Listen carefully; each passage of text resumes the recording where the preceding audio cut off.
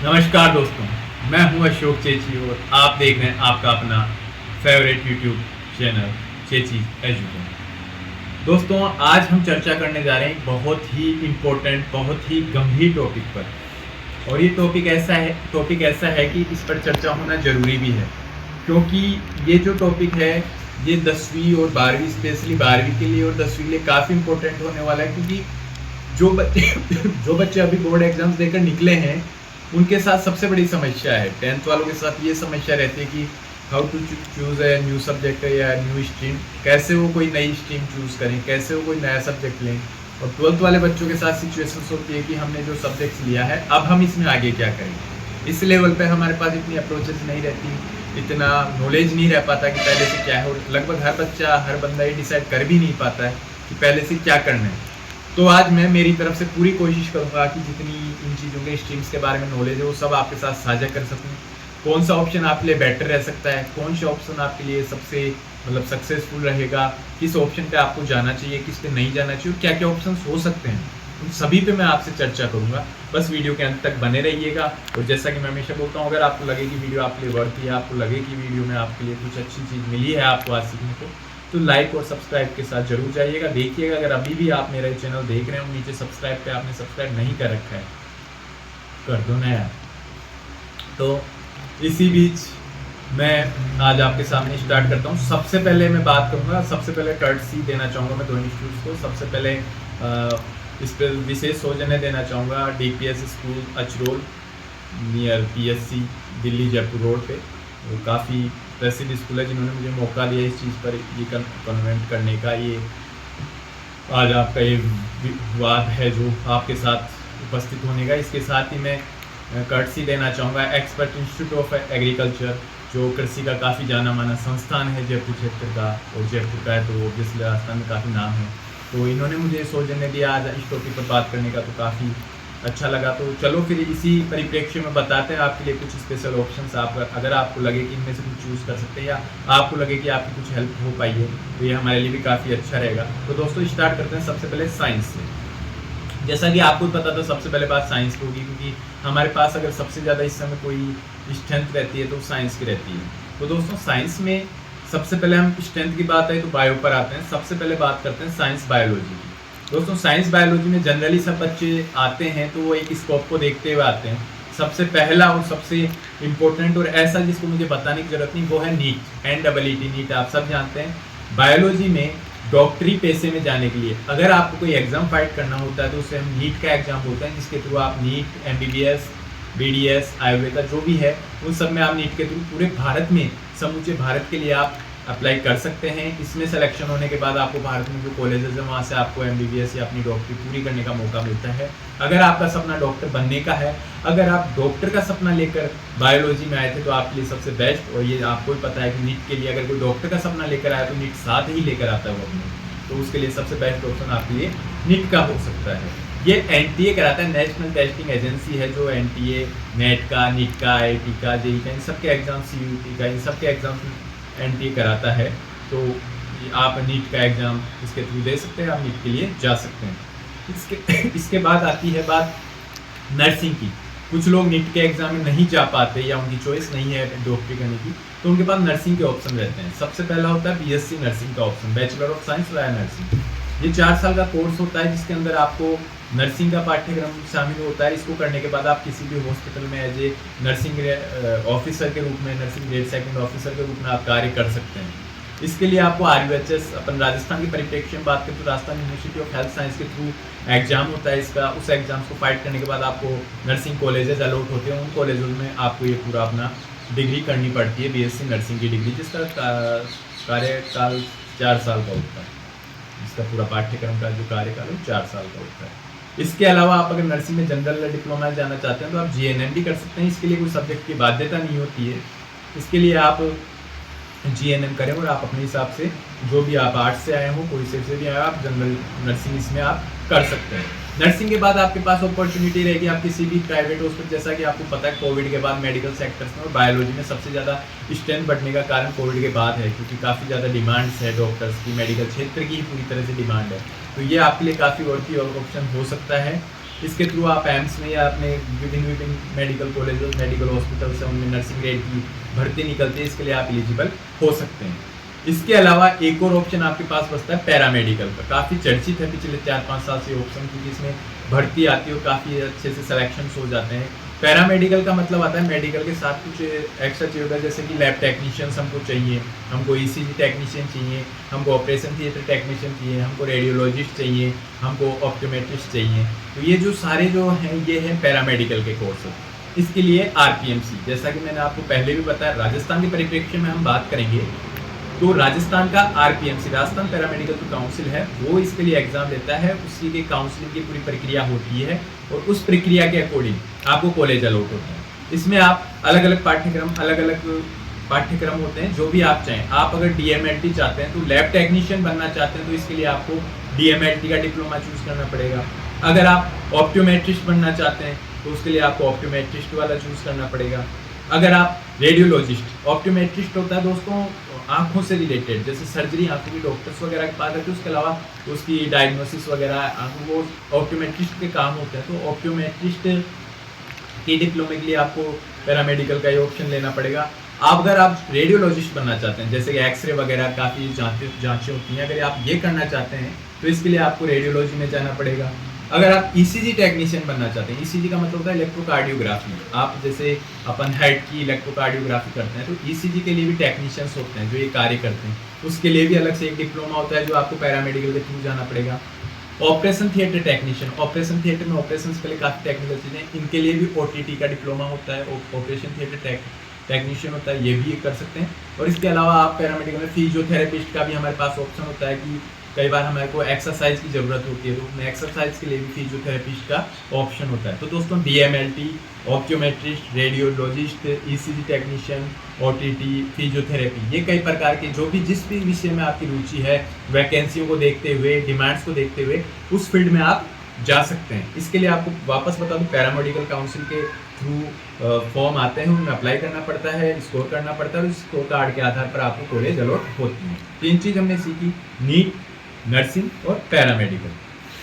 इसके बाद ये हमारे बायोलॉजी काफ़ी ऑप्शन है, छोटे छोटे में काफ़ी बट्टे हुए हैं। नर्सिंग में काफ़ी आ जाती हैं, फिर nursing grade 3rd, 2nd, CHO की वैकेंसी, कम्युनिटी हेल्थ ऑफिसर की आ गई, जीएनएम के कई वैकेंसी आ जाती हैं। पैरामेडिकल में भी काफ़ी आती हैं, अभी भी राजस्थान में चल रही है इससे रिलेटेड वैकेंसी। इसके अलावा आप फार्मासिस्ट में भी जा सकते हैं, अगर आपका इंटरेस्ट दवाइयों में है, फार्मा बिजनेस में है या फार्मा फील्ड में आप अगर करियर बनाना चाहते हैं तो आप बी फार्मेसी कर सकते हैं, bachelor of pharma, diploma of in pharma, ये भी आप ऑप्शन चूज कर सकते हैं। इसके अलावा फिर आ जाते हैं हम बेसिक ऑप्शंस पे। अगर आप इन ऑप्शंस पे न जाके बायोलॉजी में और बेसिक ऑप्शंस पे जाना चाहते हैं तो आप नॉर्मल बीएससी करें।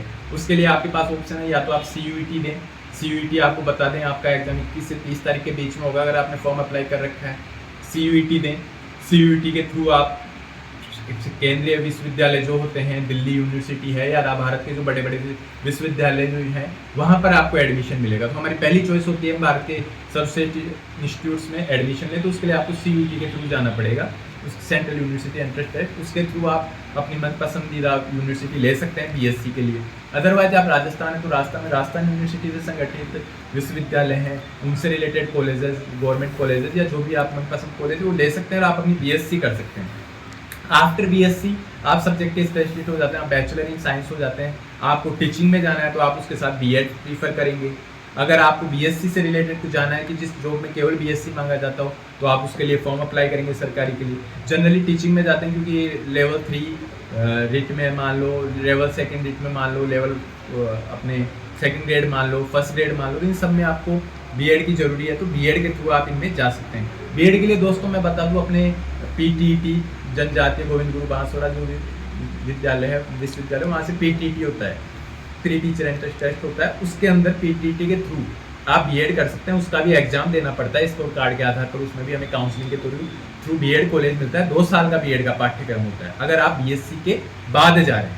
और अगर आप 12th के साथ जाना चाहते हैं तो आपका 4 साल का पाठ्यक्रम होगा जो आपको 12th के बाद शुरू करना पड़ेगा, और उसके लिए आपको 4 साल तक करना पड़ेगा, जिसमें आपकी बीएससी बीएड एक साथ हो जाएगी। 2 साल की बीएड और 3 साल की बीएससी, या 2 साल की बीए या 3 साल की बीए या 2 साल की बीएड एक साथ हो जाएगी।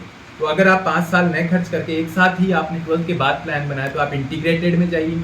अदरवाइज ग्रेजुएशन के साथ आप बीएड कर सकते हैं। ये ऑप्शन भी आपके पास विद्यमान रहेगा। बीएड करने के बाद अगर आप ग्रेजुएशन के साथ बीएड हैं तो आप थर्ड ग्रेड दे सकते हैं, सेकंड ग्रेड दे सकते हैं वैकेंसी। थर्ड ग्रेड का काम रहेगा 8वीं तक पढ़ाना, सेकंड ग्रेड का काम रहेगा 10वीं तक का पाठ्यक्रम संभालना। और उसके बाद जो अपने लेक्चरर जो आते हैं, ग्रेड फर्स्ट जो आते हैं, उनके लिए आपको एमएससी जरूरी है, वो विभिन्न उसमें होनी चाहिए। आप बायोलॉजी के बनना चाहते हैं तो आपकी बायोलॉजी से एमएससी होनी चाहिए। आप फिजिक्स के बनना चाहते हैं तो फिजिक्स से एमएससी होनी चाहिए। उस अकॉर्डिंग आप अपने स्ट्रीम में अपने पसंदीदा सब्जेक्ट में मास्टर कीजिए और उसके बाद बीएड के ऑप्शन से आप इसमें भी जा सकते हैं।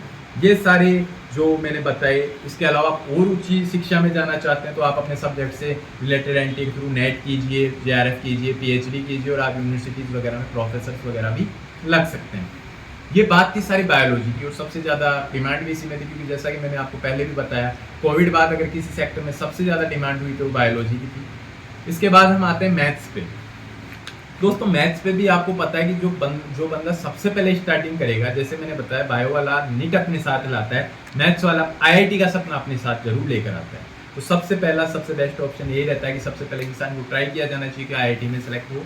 आईआईटी के लिए आपको वही एनटी के थ्रू आईआईटी जेई के नाम चलता है, जेई एडवांस और जेई मेंस एग्जाम्स आपको देने पड़ेंगे। इनके अभी हाल ही में रिजल्ट्स भी आए हैं। इनके थ्रू आपको कॉलेज पूरे भारत में कॉलेज मिलेंगे, आईआईटी के मिलेंगे, वो नहीं मिल पाते तो आपको एनआईटीज़ मिलेंगे, या जो भी अपनी फेमस यूनिवर्सिटी या फेमस जो कॉलेजेस हैं बीटेक के लिए वो आपको मिलेंगे। वहाँ से आप बैचलर ऑफ टेक्नोलॉजी इंजीनियरिंग जिसे कहते हैं वो आप वहाँ से कर सकते हैं। उसके अलावा आपके पास ऑप्शन बच जाता है डिफेंस में जाने का मैथ्स के थ्रू, जैसे वायुसेना का, नेवी का, इंडियन नेवी का।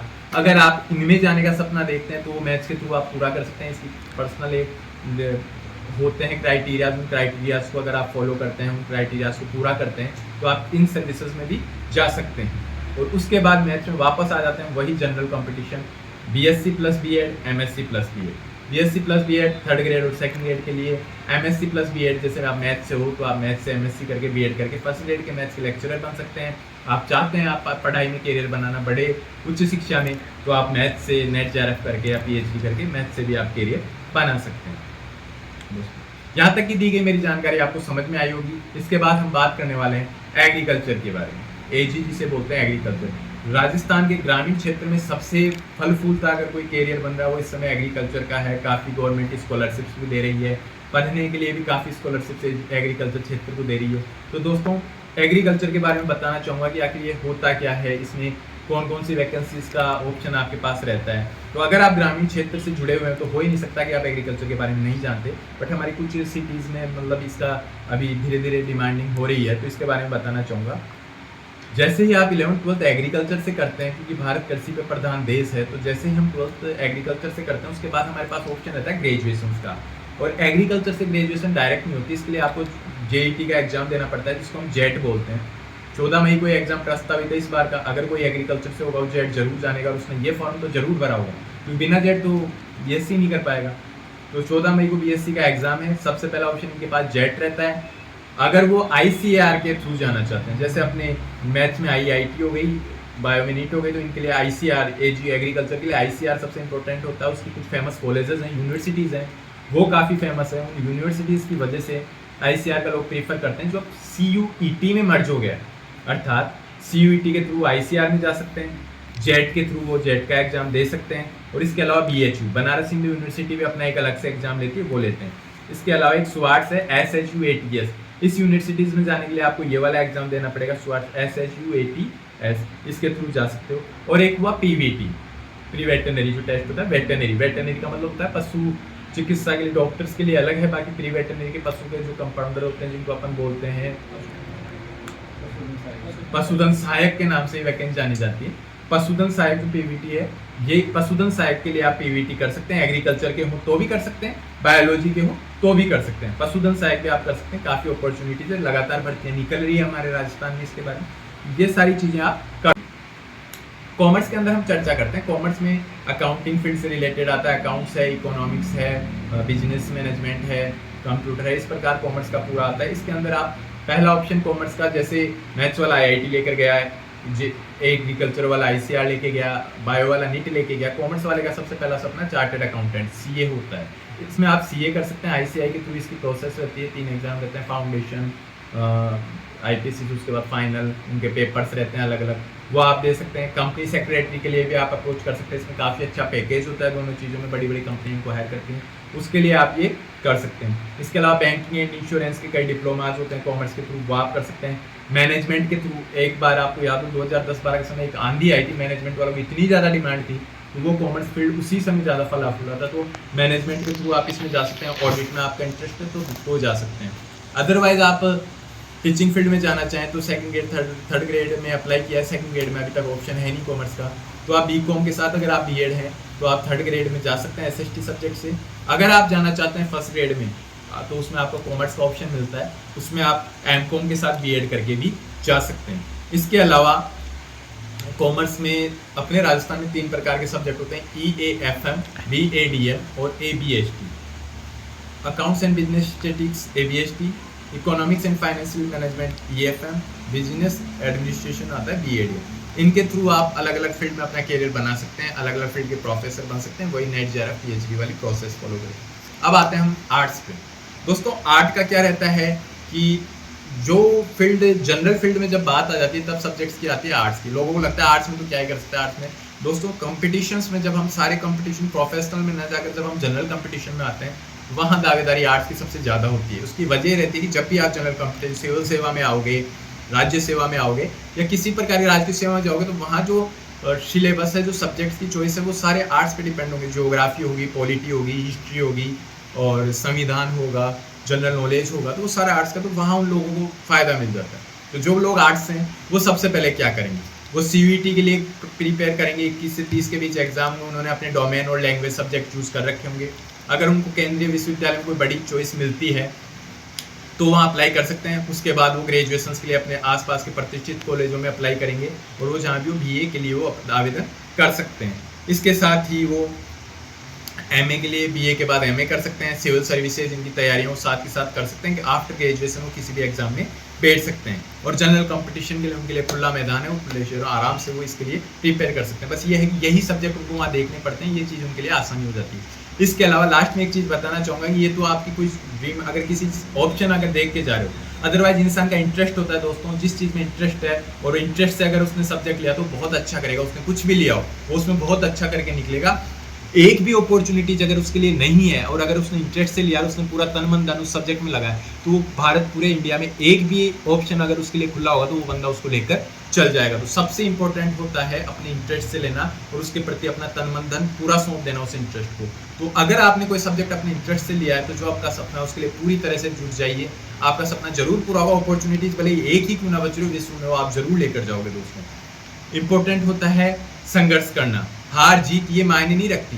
आप बोलोगे कल को कि AB डिविलियर्स, और अगर हम बात करें तो अब तक कितनी टीमों ने IPL जीता होगा, हमें अगर लगातार पूछा जाए तो हम भूल जाएंगे कितनी टीमों ने IPL जीता। कौन कौन कप्तान था जिसकी कप्तानी में जीता वो भी हम मिस कर जाएंगे कई बार। किसने विश्व कप जीता 1975 से लेकर अब तक, वो हम भूल जाएंगे।